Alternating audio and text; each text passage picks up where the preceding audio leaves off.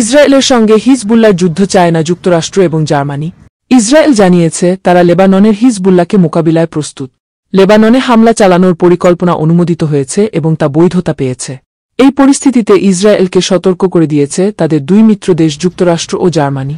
যুক্তরাষ্ট্র, জার্মানি ও তুরস্ক ইসরায়েলের পরিকল্পনা নিয়ে উদ্বেগ প্রকাশ করেছে। বার্লিন এবং ওয়াশিংটন জানিয়েছে যুদ্ধ আরও বিস্তৃত হলে তার ফল নিয়ে তারা উদ্বিগ্ন। লেবাননকে সমর্থন করে তুরস্ক আঞ্চলিক শক্তিগুলোর কাছে আবেদন জানিয়েছে তারাও যেন একইভাবে লেবাননের পাশে দাঁড়ায়। জাতিসংঘের মানবাধিকার বিষয়ক প্রধান মার্টিন গ্রিফিথস বলেছেন, যুদ্ধের পরিধি ও তীব্রতা বাড়লে তার ফল মারাত্মক হবে। আমি এটাকে ফ্ল্যাশ পয়েন্ট হিসেবে দেখছি।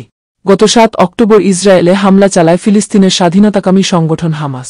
জবাবে গাজায় নির্বিচার হামলা চালাচ্ছে ইসরায়েল। এতে অন্তত 37,000 ফিলিস্তিনি নিহত হয়েছে। এরপর থেকে ইরান সমর্থিত হিজবুল্লাহর সঙ্গে ইসরায়েলি সেনাদের নিয়মিত সংঘাত চলছে। তুরস্কর প্রেসিডেন্ট রিসেপ তাইয়েপ এরদোয়ান বিবৃতিতে বলেছেন, ইসরায়েল যদি লেবাননে আক্রমণ করে তাহলে পুরো এলাকায় যুদ্ধ ছড়াবে। ইসরায়েলের প্রেসিডেন্ট নেতানিয়াহুর যুদ্ধ ছড়ানোর পরিকল্পনা বড় বিপর্যয় ডেকে আনবে। পশ্চিমা বিশ্ব যেভাবে ইসরায়েলকে সমর্থন করছে সেটাও দুঃখজনক। লেবানন ও সে দেশের মানুষের পাশে দাঁড়াবে তুরস্ক। আমি ওই অঞ্চলের সব দেশের কাছে আবেদন করছি তারাও যেন লেবাননের পাশে দাঁড়ায়। বুধবার জার্মানির পররাষ্ট্রমন্ত্রী বেয়ার রবক বলেছেন, আরেকটি যুদ্ধ মানে আঞ্চলিক সংঘাতের আশঙ্কা অভাবনীয়ভাবে বেড়ে যাওয়া। বেয়ার রবক মঙ্গলবার ইসরায়েল ও লেবাননের নেতাদের সঙ্গে দেখাও করেছে।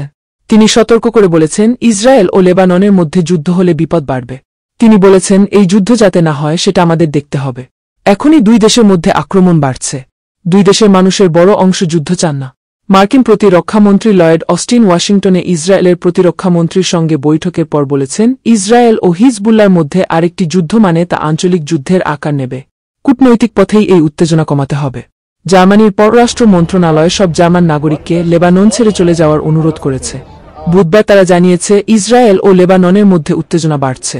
পশ্চিমা দেশগুলোর নাগরিকদের বিরুদ্ধে সন্ত্রাসী আক্রমণের আশঙ্কাও বাড়ছে।